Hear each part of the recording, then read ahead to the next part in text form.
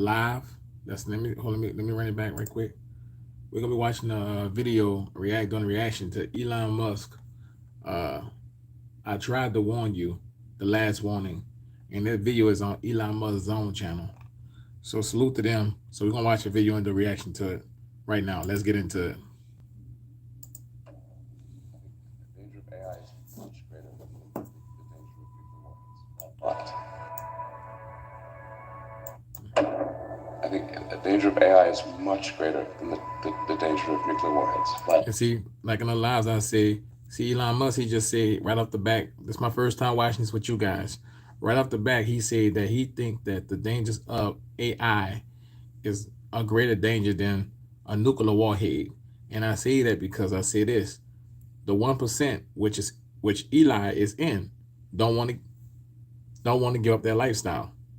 So at the end of the day, he himself will make sure that he will get involved before nukes fly because he does not want to give up their lifestyle, right? And he just said his own mouth. So for those who just coming in, I'm gonna let it replay. I'm gonna let it go.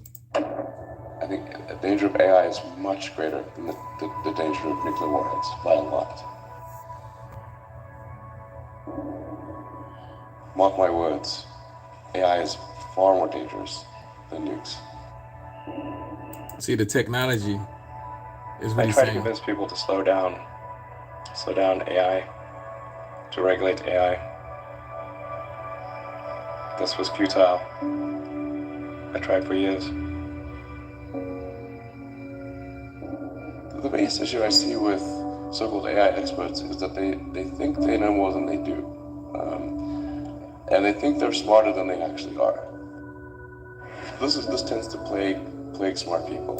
See? They define themselves So basically, he's going in. I'm gonna let it play. by their intelligence, and they don't like the idea that a machine could be way smarter than them, so they discount the idea, which is fundamental. But see how he said that, though? I have to chime in. He said a lot of people who create the machines don't want the machines to be smarter than them. But here's the thing, though, right? Your computer memory is 10 times better than yours because everything you upload in that computer it's remembered. It's remembered in there.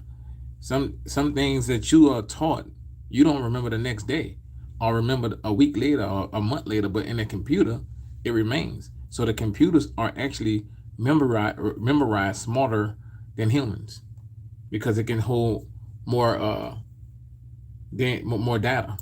That's the wishful thinking situation. I'm really quite close to, very close to the cutting edge in AI, and it scares the hell out of me. It's capable of vastly more than almost anyone knows. This coming from the owner of Tesla, guys. This is the owner of Tesla saying that AI is scaring him. And the rate of improvement. And keep in mind also, Mark Zuckerberg, his former partner, said the same thing. So that's why he got away from Facebook. Is exponential. It feels like we are the biological bootloader for AI, effectively. We are building it. And then we're building... Hold on, let me go back. I want to see that. I want to see that. We are building... Look what they didn't build, guys. It feels like we are the biological bootloader for AI, effectively. We are building it. So they don't really need boots on the ground. They got these things. They don't really need boots on the ground. And then we're building progressively greater intelligence. And the percentage of intelligence that is not human is increasing. Check this out. I'm going to show you how I've... Now they go with the commercial bullshit, guys. Bear with me. Okay, you ready? All right. And eventually, we will represent a very small percentage of intelligence. It's going to come faster than anyone appreciates. I think it's, with each passing year, the sophistication of computer intelligence is growing dramatically. But keep in mind, they're the ones who put everybody data in AI. They're the ones who are installing all your data in AI. I mean, I really think we're on an exponential improvement path of artificial intelligence, and the number of smart humans that are developing AI is also increasing dramatically. I mean, if you look at like the attendance at the AI conferences, they're doubling every year. They're getting full. I have sort of a young cousin of mine who is graduating from Berkeley in computer science and physics, and I asked him, well, how many of the smart students are studying AI in computer science? And the answer is all of them. Now, see, that's crazy, right?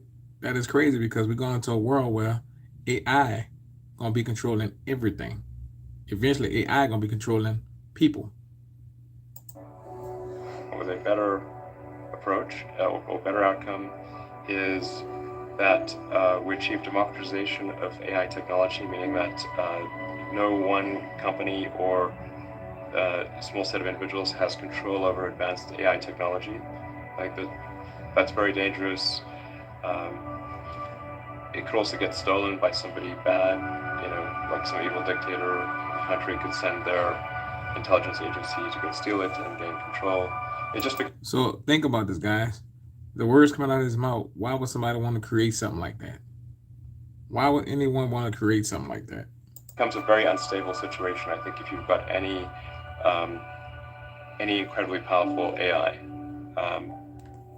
you just don't know who's going to control that. So it's not as though I think that the risk is that the AI would develop a will of its own right off the bat. I think it's more that's the concern is that someone may use it in a way that is bad, and even if they weren't going to use it in a way that's bad, that somebody could take it from them and use it in a way that's bad. That I think is quite a big danger. So answer this question: if people go to school for AI and then they learn how to hack into systems like that through AI, right? So don't you think that if they really wanted to find a hacker, they would just go to the schools of the people who went to the schools and find the hackers? No, it's because the hackers are actually them. All of us already are cyborgs.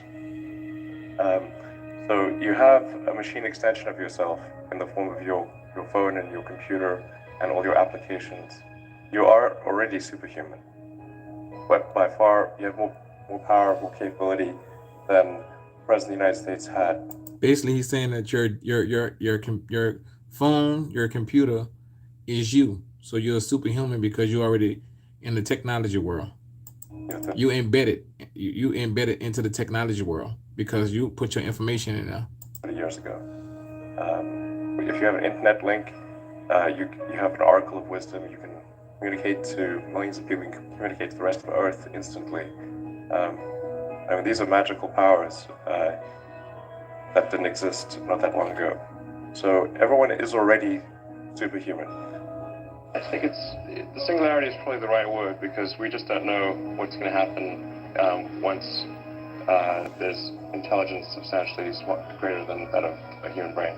And he's right about that. We are superhumans. We born superhumans, but then that's when our indoctrination start. And when indoctrination start, that's when they take away your superpowers, your God-given superpowers that the Most High gave you, because that's when the indoctrination starts.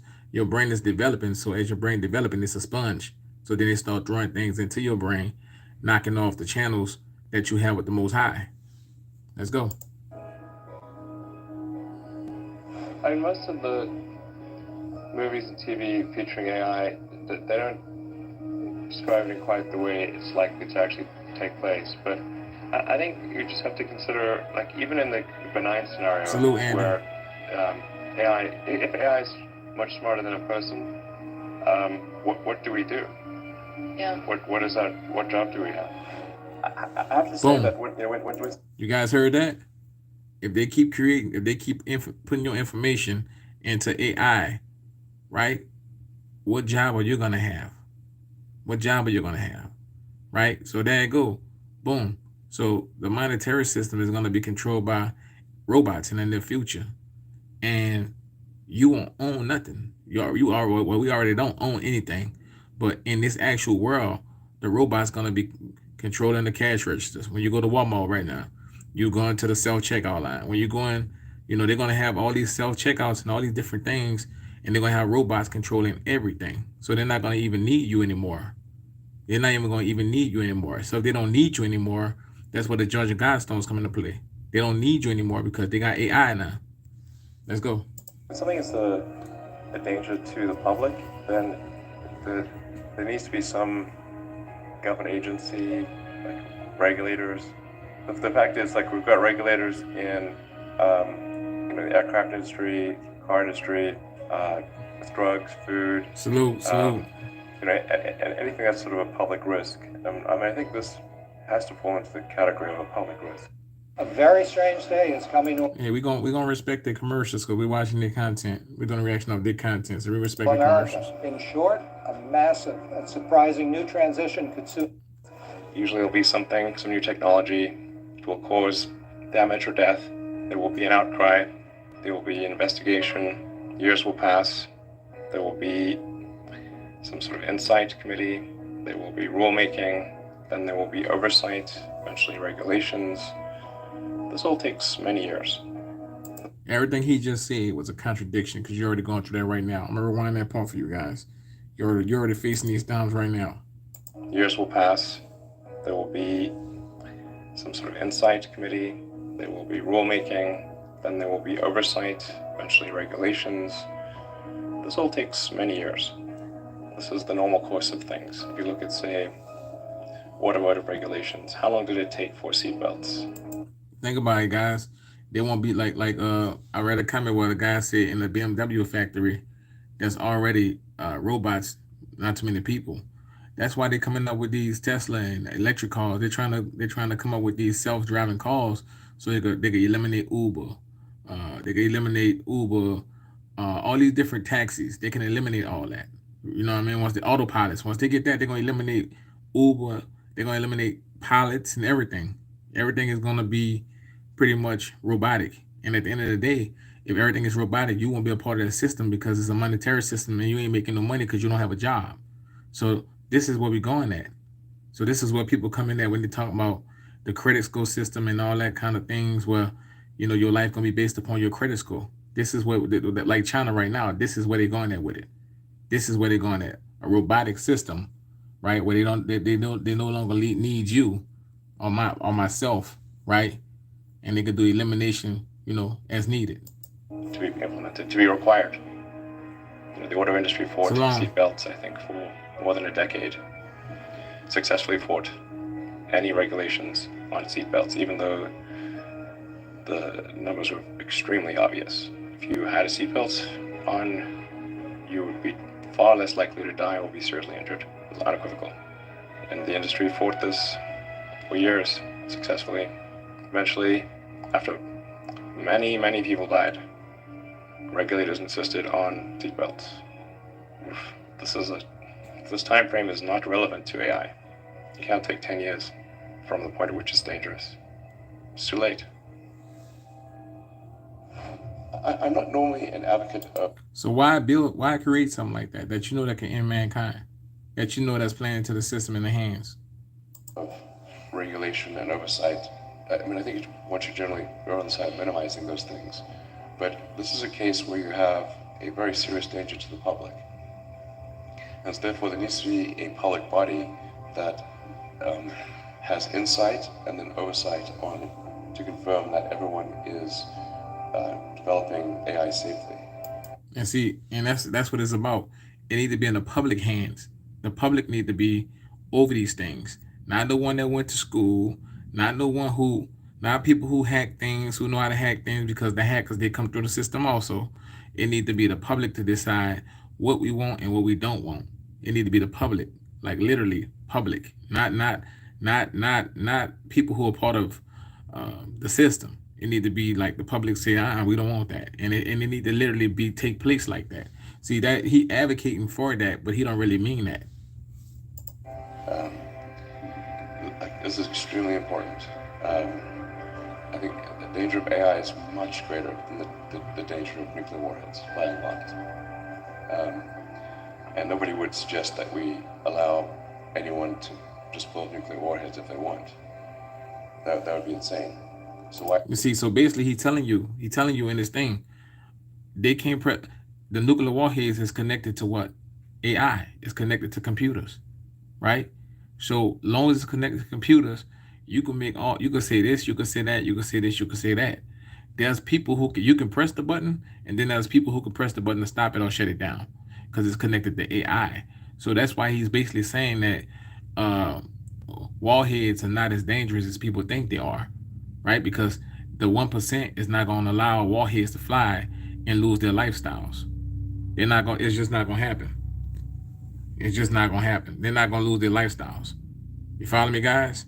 So that's why he's saying AI is more of a threat. Why do we have no regulatory oversight? This is insane.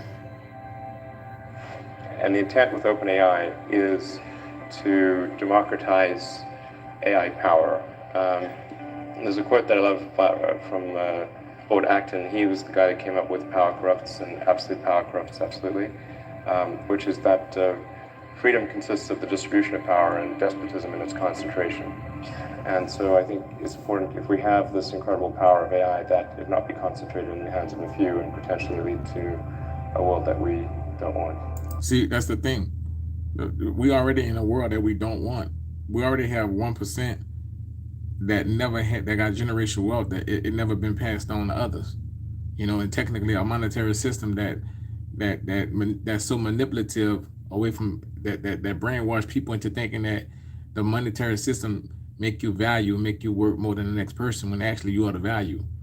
So in God's eye, we all in the Most High eye, we are all equal. But that's what the monetary system did. It divided us. I'm not really all that worried about the short-term stuff. The things that are, like narrow AI is not a species-level risk. It will result in dislocation, in lost jobs, and the sort of better weaponry and that kind of thing. But it is not a fundamental species-level risk, whereas digital superintelligence is. So it's really all about laying the groundwork to make sure that if humanity collectively decides that creating digital superintelligence is the right move, then we should do so very, very carefully. Exactly, David. Very, very carefully.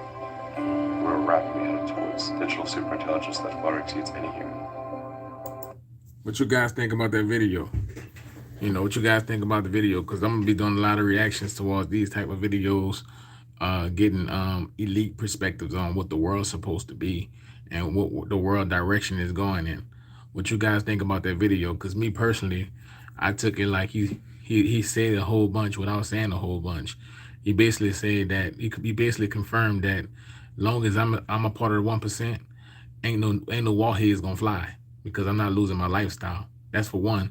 And then second of all, he let us know that at the end of the day, all the information all the DNA and all the information about us, they put in the computer. That's why that's why your phone will be in your pocket, and when you pick it up and you're going to Google or you're on YouTube, commercials are popping up about things that you were talking about because AI is tuned into you 24/7. If you go Google Walmart, then AI gonna bring up Target. If you go Google some tennis shoes, then the next time when you strolling up and you're looking up something, tennis shoe ads gonna pop up. So he basically letting you know that AI is Big Brother.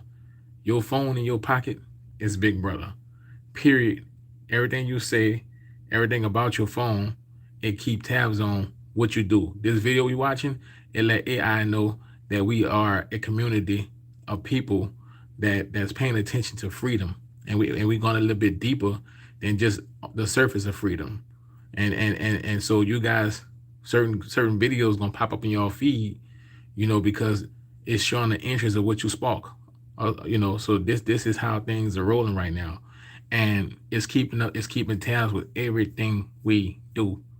If you call somebody in a different city, different country, now your phone know somebody in a different city, different country, and Big Brother somewhere in the computer system is locked in that you called that city.